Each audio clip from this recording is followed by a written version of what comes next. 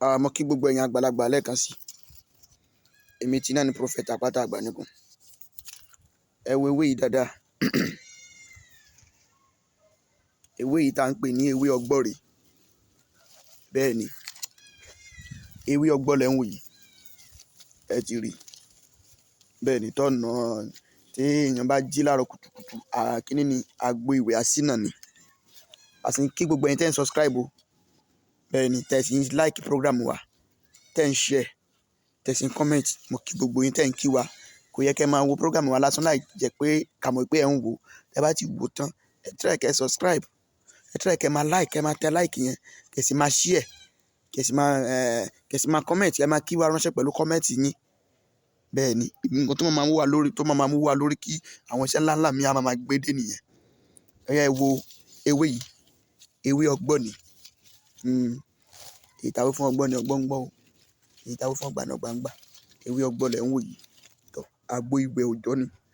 Ọjọ́ tá a bá wẹ̀, a gbọ́dọ̀ gbowó kí lọ́jọ́ yẹn tó sú. Dandan kò bàjẹ́ rí. Dandan ni tẹ́yìn bá ní owó kékeré kan, káwọn fi máa fi gbọ́ bùkátà díẹ̀ náà ni o. Kí lọ́jọ́ yẹn tó sú, ẹ gbọ́dọ̀ gbowó. Ó kéré ó pọ̀ wọ, ẹ gbọ́dọ̀ gbowó. Ẹ bá mi wá ewé yìí òòjọ́ kó pọ̀. Ẹ wá kó pọ̀, ewé ọgbọ́ yìí. Ẹ ti rí. Fún àwọn tí ẹ bá ti dààmú dáadáa, ewé ọgbọ́. Ẹ wá ẹja kó pọ̀. Ẹ wá bá mi já ewé àkókò mọ́. Ewé àkókò rèé. Ẹ rí. Ẹ jẹ́ ewé àkókò mọ́ kó pọ̀. Ẹ wá gbó méjèèjì. Ẹ gbó méjèèjì pọ̀ dáadáa. Ẹ gbó pọ̀. Ẹ gbó pọ̀. Ẹ wá ṣẹ́ sàkìtì, ẹ lọ dà sórí àkìtàn. Ẹ bá mi bu iyọ̀ ìkún ọwọ́ kan. Ẹ bu sínú omi tẹ́ gbó yìí. Ẹ fi lọ sanra lọ ibi iṣẹ́. Àbí ẹ fi sanra lọ sí ṣọ́ọ̀bù yín. Ẹ fi sanra fi lọ sí ibi òwò yín.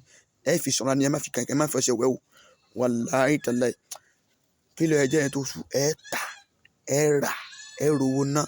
Iṣẹ́ òòjọ́ lòun tiẹ̀. Ìwẹ̀ asínà àgbo òòjọ́ ni.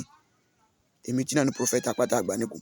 Fẹ́yìn tẹ́ bá fẹ́ pè wá, tẹ́ bá fẹ́ kí wa, tàbí ẹ fẹ́ WhatsApp wa, ẹ fẹ́ béèrè béèrè, tàbí ẹ fẹ́ bẹ̀ wá ní iṣẹ́ kan, WhatsApp sórí 07064294474. Yóò jẹ́ bí náà. Alábí òrùn fẹ́ nìkankan wa. Masala.